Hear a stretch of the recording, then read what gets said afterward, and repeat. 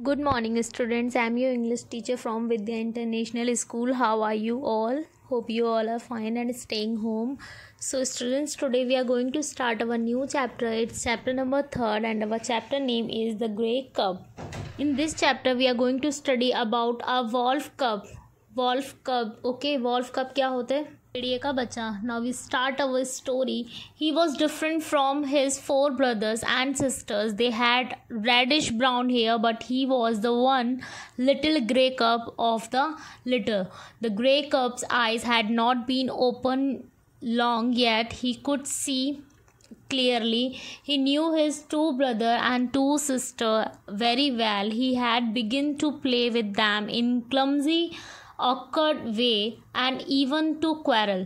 Of course, long before his eyes opened, he knew his mother. She was the source of warmth, liquid food and love.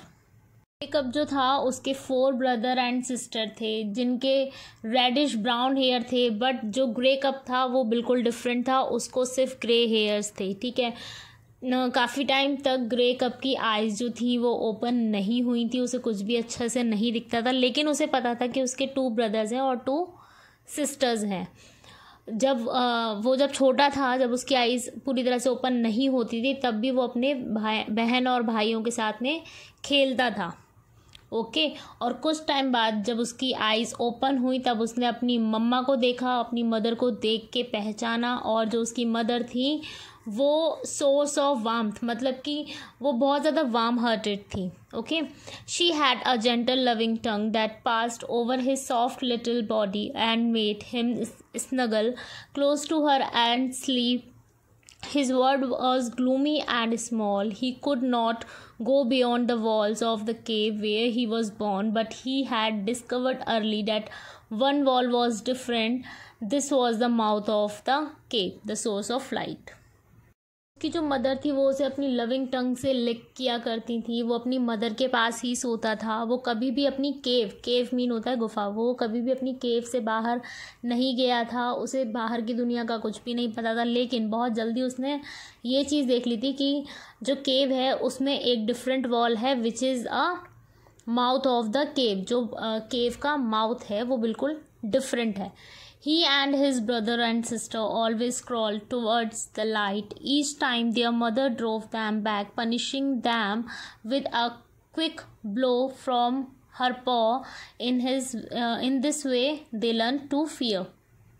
Grey कब और उसके brother और sister वो लोग सब आपस में खेला करते थे. तब भी वो लोग किस तरीके से खेलते थे कि वो एक दूसरे को पकड़ पकड़ के केव के मुंह तक लेकर जाते थे, केव के माउथ तक लेके जाते थे. ये चीज़ जब उनकी मदर देखती थी तो वो हमेशा उन्हें पनिश करती थी, और इस वजह से वो लोग सीखते थे डरना. ठीक है, वो उनकी माँ से डरना सीखते थे. Like most creatures of the wild he had an early experience of famine. There was a time when the cubs got neither food nor milk. At first they whimpered, but for the most part they slept. एक time ऐसा भी आया था उन कब्स की life में कि ना उनके पास फूड था ना उनके पास मिल्क था लाइव रहने के लिए, ज़िंदा रहने के लिए. समटाइम्स वो लोग क्या करते थे, जब उनके पास कुछ नहीं होता था वो लोग सो जाते थे ताकि उनकी भूख जो है वो शांत हो जाए. The mother wolf now left her cubs for the first time to look for food for them, but there was little to be found. By the time this bad period passed, only the grey cub was alive. पर उनकी mother उनके लिए food search करने गई थी. तभी जब वो वापस आई तो क्या हुआ, उसके जो भाई बहन थे वो लोग भूख से मर गए. ठीक है, वो लोग अलाइव नहीं रहे, लेकिन सिर्फ जो ग्रे कप था वो जिंदा था. He recovered his health and strength quickly. He become more adventurous. There were some things he knew he could not do because of the smashing blow from his mother's paw, but as he grew older he wanted to experiment. जल्दी ही grey cup ने अपनी जो health थी उसको recover कर लिया था और वो अपनी लाइफ में और एडवेंचरस चीज़ें देखना चाहता था, लेकिन उसकी जो मदर थी वो उसको इस चीज़ के लिए अलाउ नहीं करती थी. लेकिन जैसे जैसे वो बड़ा हुआ उसने अपने आप को एक्सपेरिमेंट्स करने के लिए ढाल लिया. ठीक है, मतलब कि उसे एक्सपेरिमेंट करने थे. One day when his mother was away he went to the mouth of the cave. He crossed there terrified. The light had become painfully bright. Instead of the darkness of the cave, he saw trees, a stream, a mountain, and a faraway sky. His hair stood on end along his back, and his nose wrinkled in a snarl.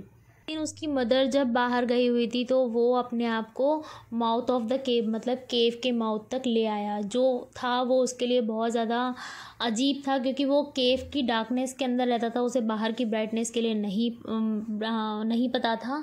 तो जब वो बाहर आया तो उसके लिए ये बहुत पेनफुल था। जो ब्राइट लाइट उसकी आइज़ पे पड़ी, वो अपनी नीज़ के बल वहाँ बैठ गया और वो उसने क्या देखा, वहाँ ट्रीज़ देखा, स्ट्रीम देखा, माउंटेन देखा, स्काई देखा, सब कुछ वहाँ देखा और इस चीज़ से उसको गूज़ बम्स हो गए थे। ठीक है। He stepped out of the cave, which stood on the slope, and fell forward head first. Then he began rolling down a steep slope. He was a panic. He yelped like a frightened puppy, but by and by the slope gave way to level grounds. He came to stop and licked himself clean. जब वो केव से बाहर आया तो वो slip हो गया और वो ग्राउंड मतलब जो स्लोप थी उसके थ्रू राउंड होके नीचे आ गया। और जब वो नीचे आ गया, जब वो बिल्कुल ग्राउंड लेवल पे आ गया, उसके बाद वो उठा और उसने अपने आप को लिक किया। लिक मीन चाटना। उसने अपने आप को लिक करके अपने आप को क्लीन किया। He inspects with interest the glass beneath him and a tree in front. A squirrel come running up to him and give him a great fright, but it was badly frightened too. जब वो ऐसा कर रहा था तो वहाँ पे एक स्क्वायरल आई। स्क्वायरल जो थी उसको देख के जो ग्रे कप था वो डर गया, लेकिन एक्चुअल में जो स्क्वायरल थी वो भी ग्रे कप को देख के बहुत ज़्यादा डर गई थी, फ्राइटेंड हो गई थी। It ran up a tree and chattered back angrily. The fact that it ran away gave the cub some confidence. Squirrel थी वो भी ग्रे कप को देख के डर गई थी और वो वापस अपने ट्री पे चली गई। के वापस जाने से जो ग्रे कप था उसको थोड़ा सा कॉन्फिडेंस मिला। ठीक है। जब होता है ना हमारा फर्स्ट टाइम होता है और हमारे साथ कुछ ऑकवर्ड सा हो जाता है, अगर हम लोग उस चीज़ में पास आउट हो जाते हैं तो हमें थोड़ा सा कॉन्फिडेंस मिलता है। Okay, so stop our story here, we will continue our chapter on tomorrow. So hope you all understand that, and if you have any problem you can ask me, and stay home, stay safe.